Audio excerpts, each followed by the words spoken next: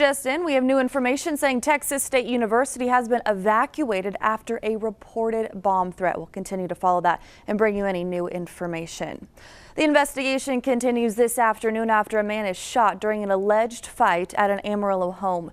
Just after midnight this morning, a fight broke out inside a home on the 3500 block of South Taylor between a male and female pair after a verbal altercation over child custody. That's according to Amarillo police.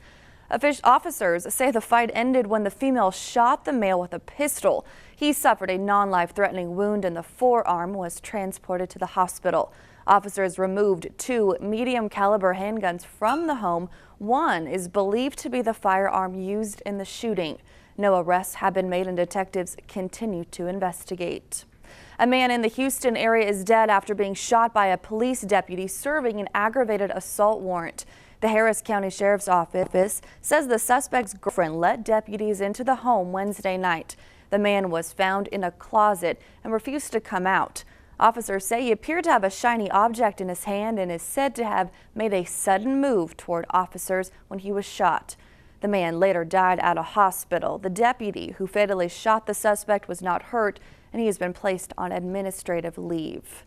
New information is now being released about the deceased Tucumcari woman and her alleged killer. New court documents have been released with the official cause of death, according to the Clovis News Journal. They state Kimberly Drawman was bludgeoned to death. The man charged with killing her, Frank Keller, allegedly confessed he had hit her in the head with a car jack and then accidentally backed over her with his car. He has pleaded not guilty in court.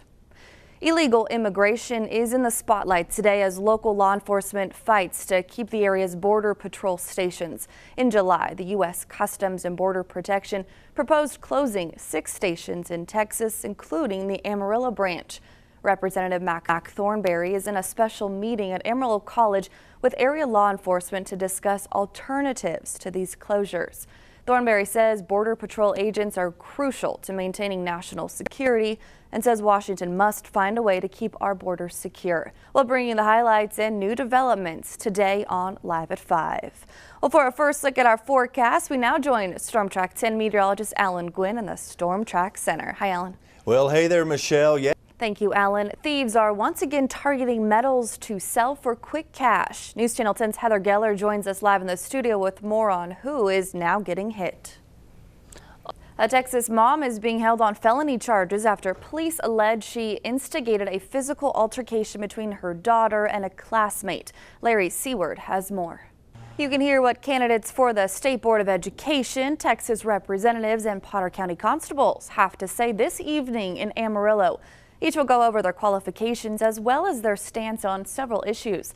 The League of Women Voters is conducting this candidates forum preview at the Senior Citizen Center downtown. The program begins at 7, but if you arrive at 6:30, you'll have a chance to meet the candidates.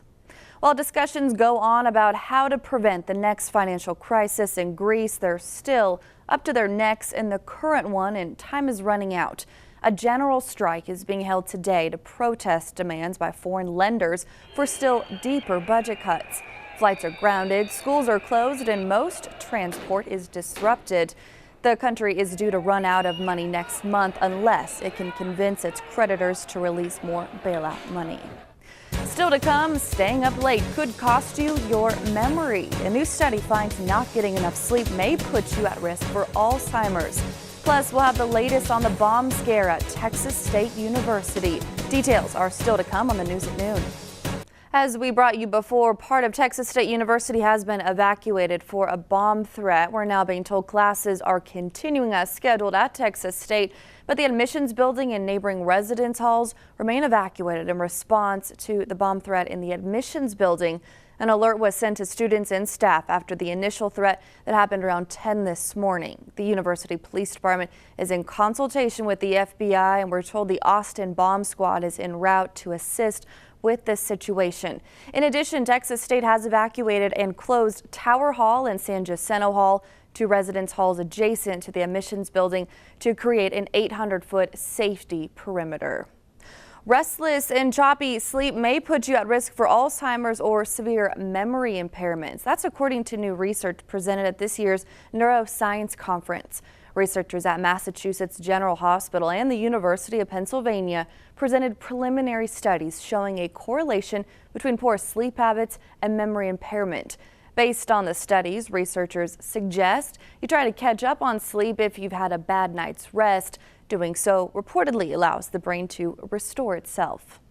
Treadmills and stair climbers aren't what you expect to see at a truck stop, but now gyms are making their way to truck stops across the country, including those in our area. As part of Petro's Stay Fit program, there is a walking trail at their TA truck stop. A Petro representative says Amarillo can expect to be added to their expansion list for 2013. They say Amarillo's location on Interstates 40 and 27 makes it a perfect location for this addition. The U.S. Department of Transportation's Federal Motor Carrier Safety Administration requires drivers to pass a physical exam every 2 years. One person is in jail and authorities say more arrests could follow after a foiled plot to blow up the Federal Reserve building in New York.